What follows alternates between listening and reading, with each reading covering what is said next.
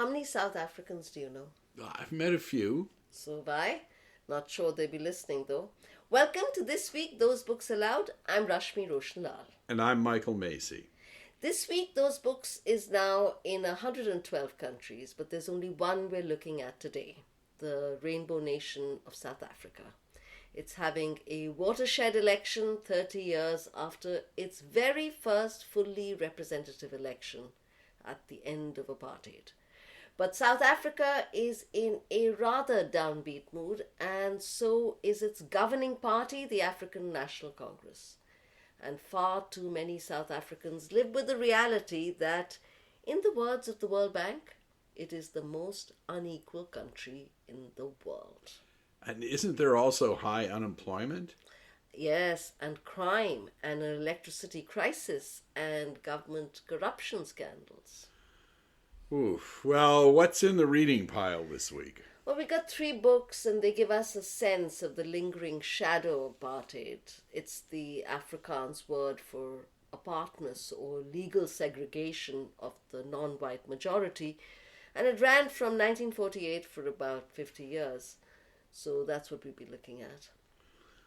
Well, let me start with the first book. Born a Crime is by comedian Trevor Noah, who was the former host of the American satirical TV program The Daily Show.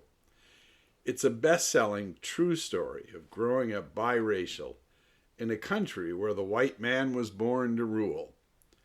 It documents the really tough life of a mixed-race South African in Soweto during apartheid. The title refers to a dark fact: interracial relationships were illegal in South Africa until 1985, 1 year after Noah was born. Yeah, and he offers some great insights. He writes, "The triumph of democracy over apartheid is sometimes called the bloodless revolution. It is called that because very little white blood was spilled. Black blood ran in the streets." Yes, and another quote: perhaps the starkest of these divisions was between South Africa's 2 dominant groups, the Zulu and the Xhosa. A real page turner. Our second book is Between Two Worlds by Miriam Tilali. Well, tell me about it.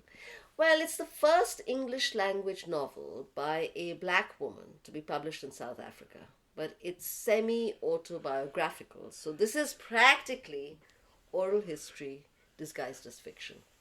In this book, we get to live the daily humiliations of Muriel, a black office worker at a Johannesburg hire purchase shop for radios and household goods.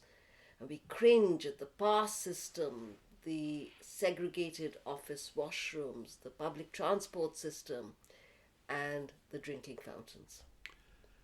And the third and final book is A History of South Africa by Leonard Thompson. Ah, a classic that's had multiple editions. And this one is dedicated to the memory of the author, who is a Yale history professor. Right, and it explores the tumultuous changes in post-apartheid South Africa.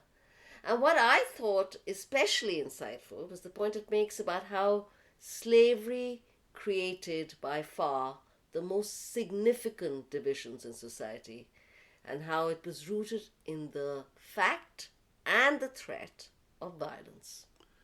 Well, thanks very much, and we'll leave it here for now. And thanks to all of you for listening to This Week, Those Books. Join us again next week.